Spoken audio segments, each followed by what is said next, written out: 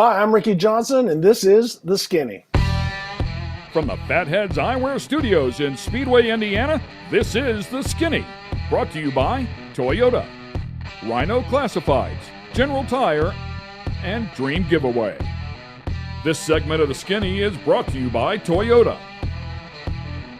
I'm excited about today's show. We have a friend of mine that will be on here who's been a friend for some 15 years, Michael Young, sitting here alongside. I've only been your friend for a couple of weeks. That's and that's a good point. So I'm not referring to you in any way, shape, or form. I'm not even sure we are friends Correct. yet. But Not yet.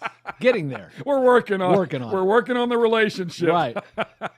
Michael Young sitting alongside. Great to have him back with me, of course. And our guest is a couple thousand miles away out in California, Southern California. I'd like to welcome the original bad boy to the show. His name is Ricky Johnson, affectionately known as RJ. Ricky, great to have you on, my friend. We were in the booth together for many, many years. I've watched you race for many, many years. Of course, Hall of Famer here as well, and seven Supercross, motocross championships, and the nation wins. I mean, it just goes on and on and on. We could talk about the accolades of your career forever, for sure, and we'll certainly touch on some of that stuff. But great for you to find the time and join us here on the show, man. Thank you. No, I'm blessed and honored to be on The Skinny. You know, I went back and did some homework and looking at all the legends that you guys have, and it's pretty cool that you're scraping down towards the bottom of the barrel to get some of us. We're running low, man. Kind of retired motocross guys, racing desert, doing this, doing that. But no, in all seriousness, no, I'm blessed to be here and honored. I love what you guys are doing, and I love the way it's coming out, the way the guys are talking. You know, it's obviously great when you can have guys like Tony Stewart and the list goes on and on and on between F1, IndyCar guys and NASCAR guys and stuff. So thank you for having me on. Yeah, man, our pleasure for sure. Talk to me about Ricky Johnson and what's going on in Ricky Johnson's world. I saw you a little bit earlier in the year. I hadn't seen you for a long time, and then we were in Nashville together in Stadium Super Trucks, which it was great to see you and Steph, your wife, once again. And I know one thing is for sure, though, there's never any grass growing under your feet. You're constantly busy, always developing something and working on something. And I believe the latest announcement I saw was you're going to be back in a desert truck. Yeah, I'll be getting ready to head down. I'm racing for Gus and Tavo Villadosla. They've recently purchased a new Mason all-wheel drive, 1,000 horsepower, normally aspirated. It's the truck of trucks. Bryce Menzies racing one, Andy McMillan, the McMillan family, Luke and Dan, Jesse Jones. All the top guys have them. And so when Gus got that, he originally signed me up as a legend. There's a 50-plus class for trophy trucks, and they call that Trophy Trucks Legends, which Rob McCacker makes the joke is that if he only knew that he had to turn 50 to become a legend, he wouldn't have worked so hard. But anyhow, so this year they have one truck, and the three of us are contesting the Baja 1000. We ran Baja 7th, the first time back in the truck after a while. Feel good. I'm still not quite there yet. When I saw you in Nashville, you know, Bola Messrs from brought me down, and we had an incident on the track. That was after that your son just completely destroyed and took me out. Just kidding, Ken. Just so that you guys know, you're sitting next to one of the most angry mini bike fathers there is, because I text him saying jokingly, "Your son took me out yesterday. What the F?" And he goes, "Whoa!" And then so he comes at me full bore, but you know, we joked about that. Your son, Robert, gotta say, man, what a stud and racer that he is, you know, and he's made his own path between working at Bondurant, working at Thermal, racing cars and stuff. And he crushed everybody that day. We joked about it. I started the spin. He finished it. I would have done the same thing. I probably would have hit me harder, but anyhow, so racing trucks, still teaching military, still training people, on motorcycles with adventure bikes and dual sport, and then also still training quite a few of the trophy truck racers, because there's a lot of little secrets that people don't know, and there's a lot of things that people are doing in the truck that they don't even know that they do. So I've kind of gone through and picked out what I liked for the different stuff, whether it be Carl Renazetter, Kyle LeDuc, Bryce Menzies, Scott Taylor, the list goes on, to try to be a better driver and a better coach. I held up here for a second because I wanted to let Michael jump in if he wanted to. I want to touch on that because Ricky, I mean, of all my years of broadcasting and watching racing and probably the most intently in short course off-road, Ricky's one of the smoothest drivers I've ever witnessed. I said that about Matty Brabham the other day, and I truly believe that about that young, talented kid.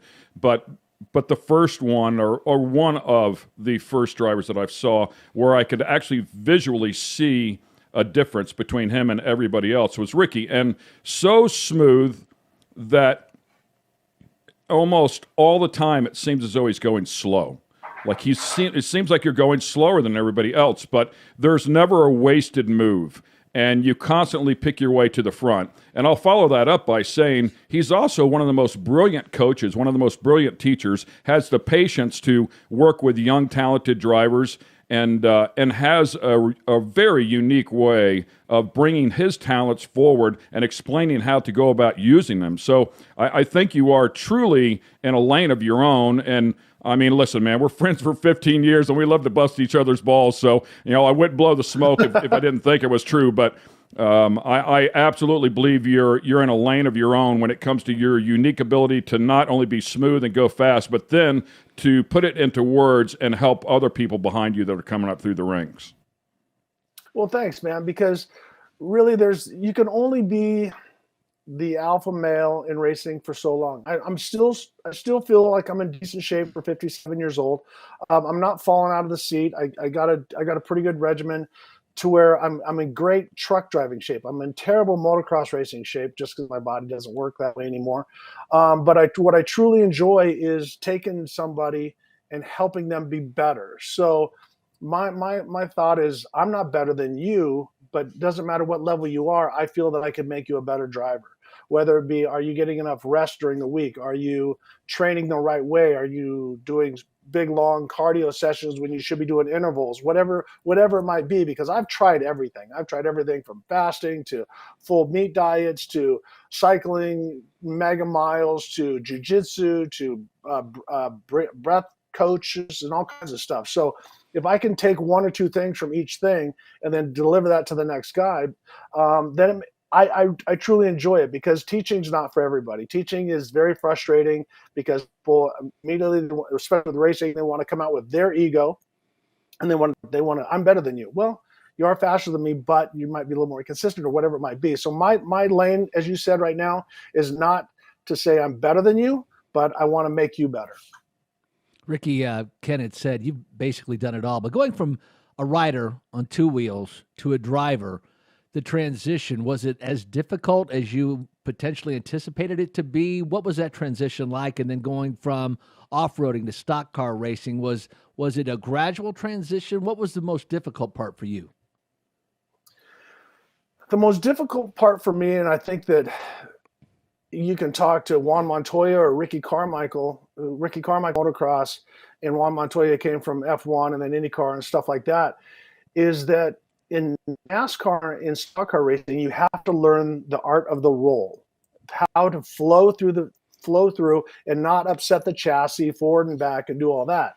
Where when you're racing, even though you have to be smooth, you still, when you're road racing, you have to outbrake the next guy. They say Lewis Hamilton is so much better than a lot of the other guys because he outbreaks them.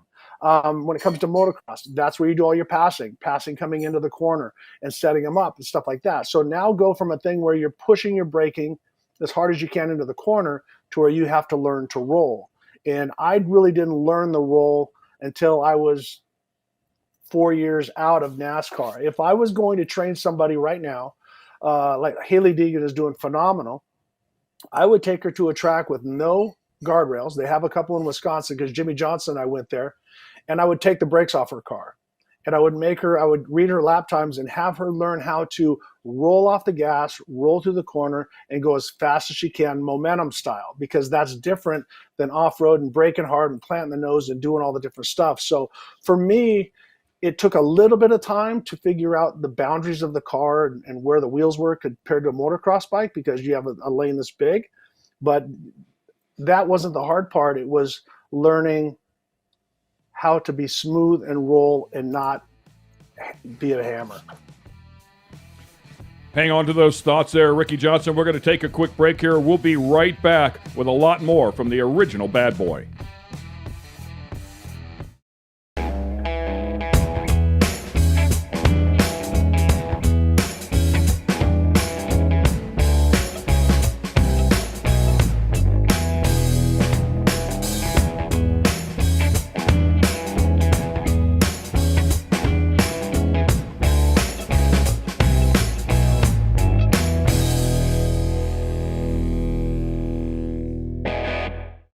This segment of The Skinny is brought to you by Dream Giveaway.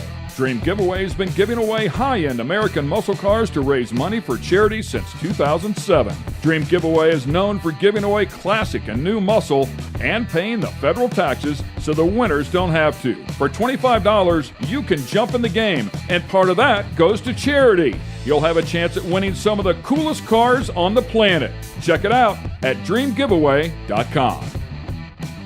Once again, welcome back to The Skinny. Ken Stout, Michael Young, and good friend Ricky Johnson out in California has joined us remotely. And Ricky, I said it when we were cutting to break the last time around, the original bad boy, and you really were. I mean, you came up with a logo. There was a bumper sticker. That whole thing spawned off. Did you make a little bit of money out of that gig back in the day?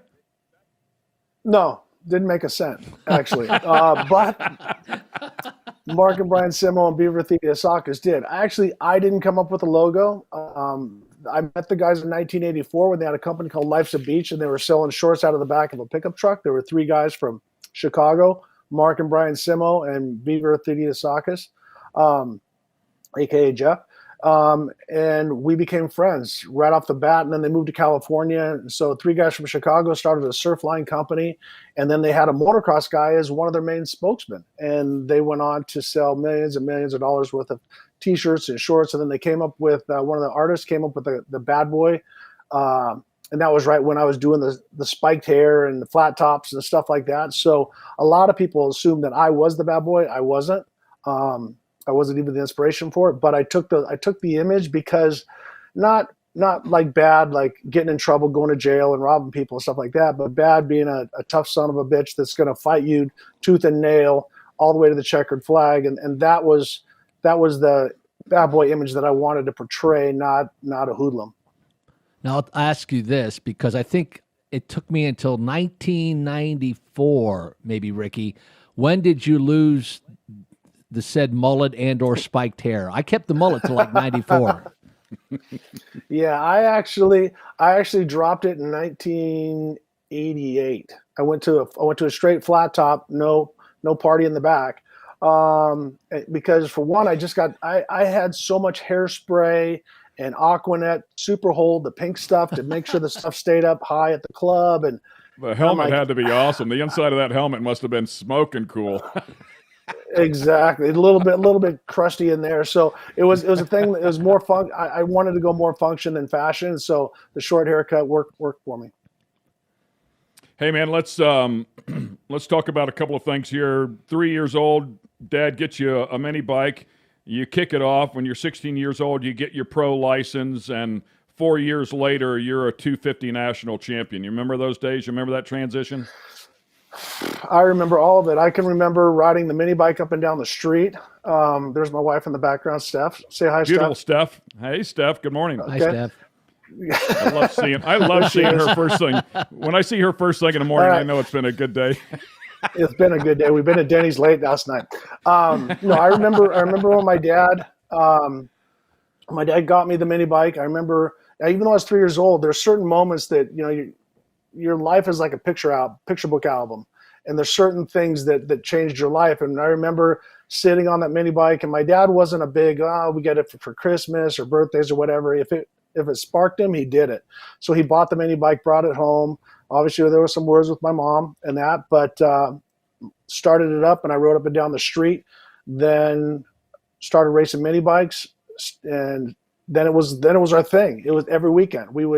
There was nothing else we did. I quit playing baseball. I didn't play football, soccer, any other school sports. I would race on Wednesday night, Saturday and Sunday. And so it was a full on deal. And I turned pro when I was 13 in Southern California because, for one, I didn't want to deal with the mini bike fathers and all the arguing. My dad got in a couple fist fights because I'm racing rough with the kids, and they're mad at me, and then they come at me, and then my dad takes care of business, and so I wanted to just go race. And so a friend of mine, Brock Glover, who got a factory Yamaha ride, let me ride his 125 when I was 12, and I'm like, I had so much fun. I'm like, can we start doing this? So within 3 months, I turned pro. Then we couldn't race national pro till we were 16, so won the Southern California Championships, and then went on to went on to start chasing down the national championships, and was fortunate. I was with Yamaha until 1985. Got on Honda. I won one championship with Yamaha in 1984. With my mechanic was Cliff Lett, who was helped me through many, make the transition to bigger bikes.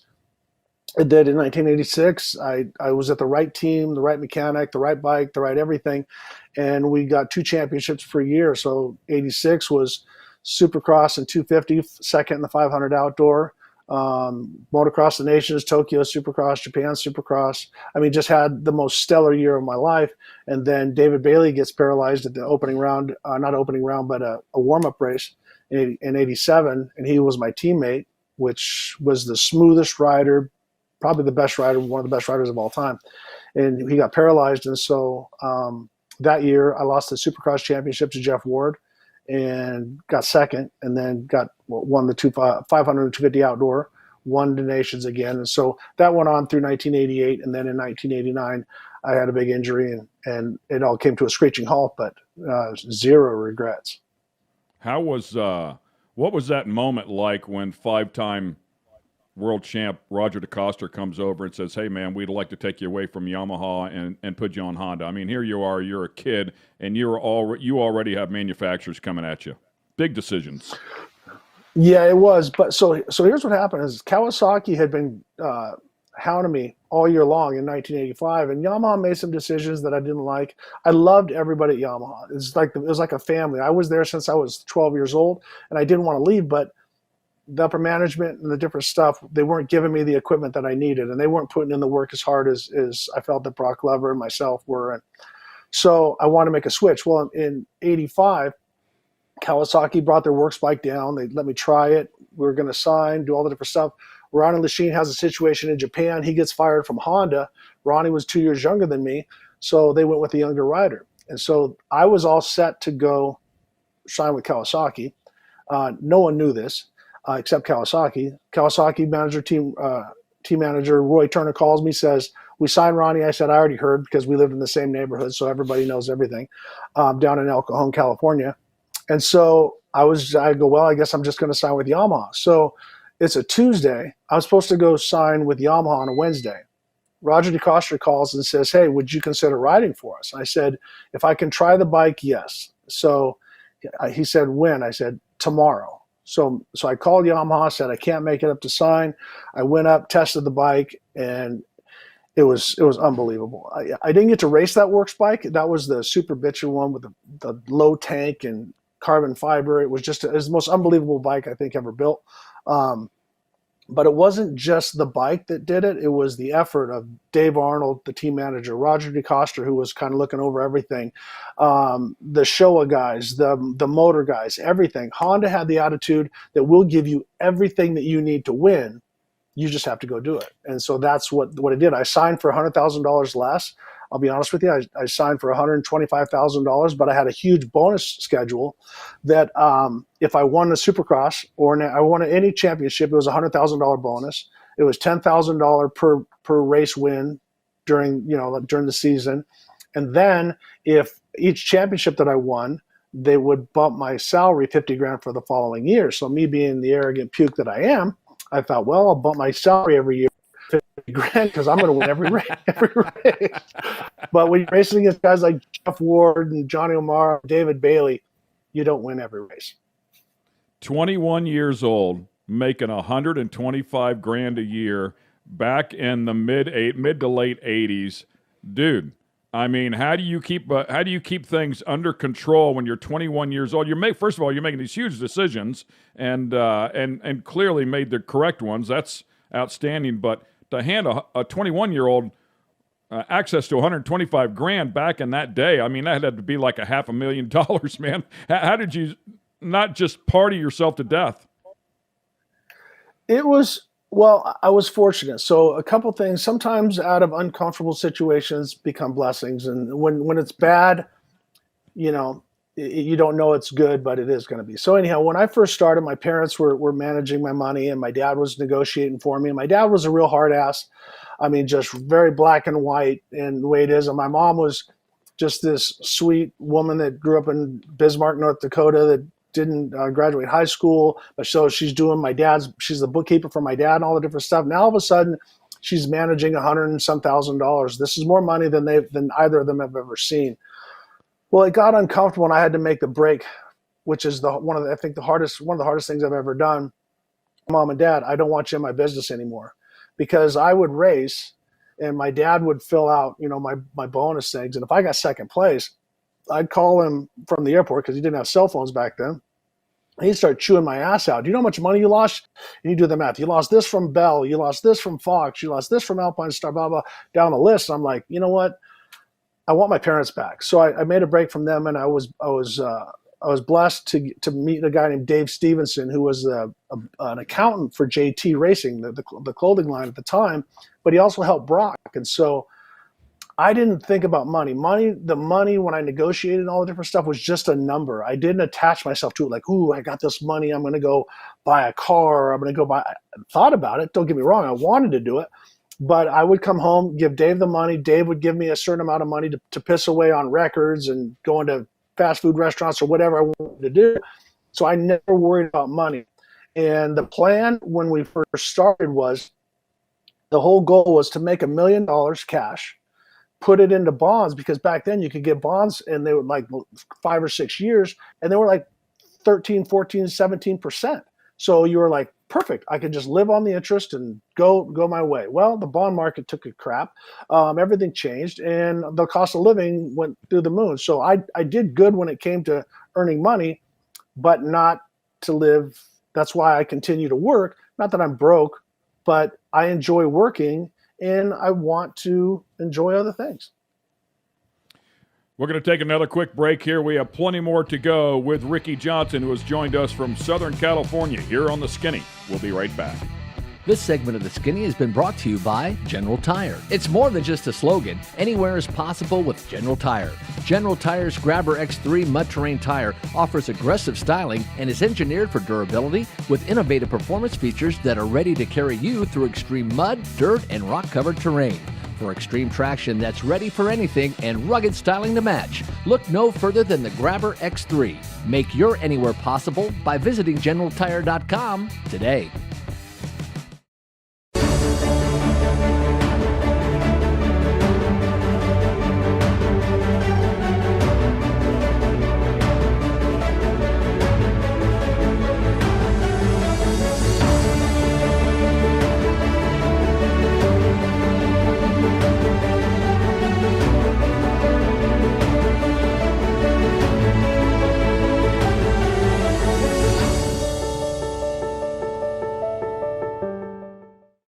This segment of The Skinny is brought to you by Rhino Classifieds. Tired of all those ads and random stuff that shows up when you're looking to buy or sell your car parts? Rhino Classifieds was created just for you. Welcome to a streamlined buying and selling app created by racers for racers and race fans. Modified cars, classic cars, race cars, that special big block you need, the trailer to move your baby around the country in. We got you at rhino.co. Welcome back to The Skinny. We have Ricky Johnson, who has joined us here today. He's in Southern California, so has joined us remotely. Michael Young sitting alongside. So cool to have one of my really close personal friends here on the show, who has had so much success and absolutely zero ego. One of the things I love about him, though, because I think this applies actually to all angles of life, is RJ is a guy that will race you the way you race him. And I think that applies in life. Like, you treat people the way they treat you more times than not. And I've always loved it. And you'll hear RJ on here. You'll hear he has a ton of personality. Sounds like the nicest guy in the world. But let me tell you something. If you decide you want to try him, he'll be the first one to stand up and smack you right across the face, because when he gets ready to go, it is time to go. So, consequently, back to what he said a little earlier in the show, whenever he sent me that text after him and my son had tangled at Nashville, I was like, I literally looked at the phone, I'm like, oh, I'm about to get in a fight with Ricky Johnson. This is not going to go well. But that was the beauty of it. You phrased it, so I didn't know if you were kidding or not. You phrased it perfectly. Oh, no, and I waited because we didn't talk after the race and, all the different stuff. And I'm like, you know what? I think it's time. So I dropped the bomb on Ken. I'm like, what's the deal with your son taking me out? Then all of a sudden, like I could almost feel his blood pressure rise. And then all of a sudden he's like, oh, really? You're going to go there? Blah, blah, blah. And I'm like, easy, cool your boobs off, buddy. I said, I'm having fun with you. I said, I would have spun me a lot earlier, for one. And I said, and two, I started it. He just finished it. And honestly, he did it so smoothly, I barely even felt it. So he's a very sensitive, ginger loving boy. You raised there, Ken Stout. But and all joking aside, I when we first started talking about Robert and you were saying, oh, he's trying to do this racing and stuff, my first intention is another dad telling me how great his kid is. But I'm going to blow a little smoke up yours and Robert's ass, is he is unbelievably talented. I mean, because he can drive anything. He's done he's at Thermal, he was at Bondurant, he's done the different stuff. He's got great pipes. He's a good looking kid. He talks well. But man, the kid is a driver, and that's the thing that impressed me, because he just gets in there, not smashes his way through, but you have to be physical. And in SST, to get by everybody, there's going to be touching. And I was just one of the slower guys that started in the front and as he was going through. But once again, it was my fault. I overset the brake and got too sideways, and he finished spin forward. But the kid is a driver. He's going to go places. It just hope that it goes back to a little bit of the 80s mentality where owners go, that's a driver, that's the guy that I want racing my car, not who's coming with the most money. But kudos, you raised a great young man. Thanks, buddy. I really appreciate the kind words, and I couldn't agree with you more. I haven't found any of those owners yet, but we're hoping there's one out there. Hey, I'm going to let Michael jump in here with the question in just a second. Well, I got to know before you get going, because the text that you sent to Ken flipped him out. Obviously, you got under his craw, and you're able to do that. In your friendship, in all those years, Ricky, has Ken ever bought dinner? I think, well, is dinner considered Denny's? At 4 o'clock in the morning? No, we were still up from the night before. So that's the only time we went to dinner. Oh, okay.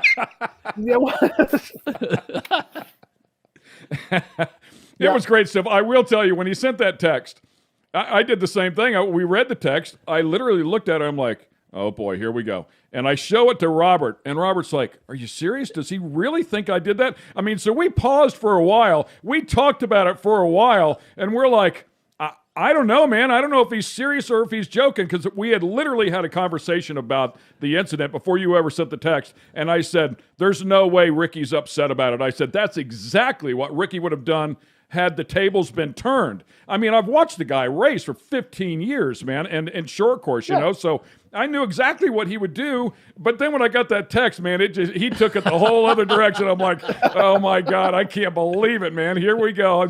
Because I know Ricky, like, he is not backing down. This could a lot of potential to get ugly here. So it was pretty funny. Hey, man, get off of this. I don't know if you can pick one out, but if you could pick out a most memorable race, would it be the win at the Coliseum whenever you crashed, fell back to near last place, came back, passed Wardy on the last lap, and got the win? That was good, but it was a weird race. Like I came from the back, and it was spectacular, and I passed Wardy and passed Guy Cooper right there at the end. So I'm going to say that I have two most memorable moments. The one is winning the championship in 1984 and crossing the finish line, because I had to win that race to win it, the last moto of the year. Won that championship, fought all year for that. And then the Carlsbad in 1986, even though it wasn't really spectacular because I had a huge lead and I was way out in front and stuff like that, but to be a child and go watch the Europeans and then vote for Brad Lackey and Mike Bell and Danny Laporte and all the different American guys to win, and then have Marty Moats win, but they're able to come back and win that GP basically on my home track meant a lot to me. And then in 1992, the first year I was racing stadium trucks, when I won at the Coliseum, passing Rod Millen in the Toyota, it still puts chills down my spine. But there's little bits, I tell people that, you can't, I don't think that you should define greatness by length or number of wins or all the different stuff. I think you should look in your life and go, when did I have that moment that I knew I was great? And it's not a outward, oh, I'm great, I'm the best in the world or anything like that. But when you do something that's, man, it's spot on. And Ken, you know this feeling in announcing, like when they tell you, okay, we're going to commercial in 10 seconds, and you go blah, blah, blah, blah, boom, nail it. You know that you did your job, and you said, no one could have done that thing that I just did better than I did at that moment. So I've been blessed to have some of those moments in Pro 4s, Pro 2s, stadium trucks, motocross, supercross, donations, snow racing and stuff like that. But I've also had a bunch of places where I was going, man, what was I thinking? That was stupid. So that's the beauty of life. And I think everybody needs to find that champion inside of themselves and go, you know what? I did this right. Whether you're a cook, whether you're a coach, whether you're a teacher, whatever you're doing, just try to be great. Ricky, you know what I think is neat? And when we were able to see inside your home and your man cave down there, the treasures that you saved throughout your life. And I'm to the point in my life where I'm starting to downsize my memories and my treasures. But on the wall, you have a bunch of helmets hanging. What significance do they hold in your life? Well, if you look back, on the top is the one that my dad painted. The one, or how can I do it? Up here. I can't do it on backwards. Anyways, the top one is the helmet that my dad painted. The one below that on the left middle is Dave Thorpe, who was the 86 world champ. I gave him such a hard time because it was such an ugly helmet. I joking how much money he made for wearing it. He gave it to me. The one below is from 1986, where I raced with David Bailey. And then next to that, I got from one of the guys in France. It's an Alain Prost helmet, which I hold that near and dear. On the bottom row is also Josh Brooks, last year's British Superbike champion. We became recent friends. In the middle is my 86 Motocross of Nations helmet. And then the upper right is my son, Jake Johnson, when he was the champion in lacrosse, his lacrosse helmet. And then another one is from Dodge when they had a celebrity race. I have one downstairs from Jimmy Johnson, and I got a couple other memorable things. But the ones that I'm really proud of are the flags that are behind me, because those are from some of the special forces guys. They flew them for me when they were overseas, putting their life at stake. And I'm very proud of that. Myself, Jeff Benrud, and my son, Luke Johnson, we trained special ops guys. Jeff was himself a special ops guy, and that's how I met him. And the fact that I can take a skill, Luke and I and Jeff grew up racing motocross, won the Baja 1000 and the Ironman class after he retired from the military. If we can take those skills and save a life, or help them catch the bad guy or get away from the bad guy, then my life has purpose. So cool, man. Hey, will you join us again on the show? There's so much more we can talk about. You're such a good descriptive storyteller, and there's so much more that we haven't even scratched the surface of your career. So hopefully you'll find the time to come back on with us in the future. No, as I said, I'm honored, and I feel blessed that you guys thought of me to be on your show with the superstar lineup that you've had on here. And as I said, I'm honored, absolutely. So it's a definitive yes. Hey, awesome. Ricky, and so you know, Ken has promised to buy you dinner if you come to town and actually appear live on the show. Awesome, and we'll go to bed earlier than the Denny's episode. That will not be hard to do. There was only a couple hours left in the day. You know what? Maybe we should get Kelly Stavis, and we'll get the Three Stooges back together like the old days back at Core. That's totally good with me. Would love to have her on. Needless to say, she's become quite the superstar here as of late. Let's go, Brandon. No better way to end the show than that one right there. Thanks for watching, ladies and gentlemen. We'll see you next time with The Skinny.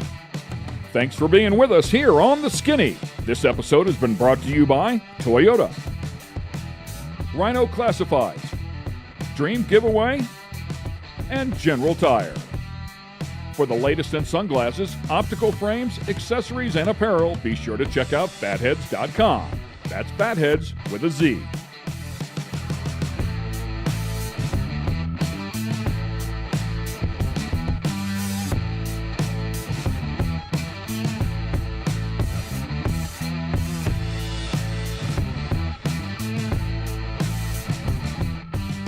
Production facilities provided by Fatheads Eyewear Studios. All rights reserved.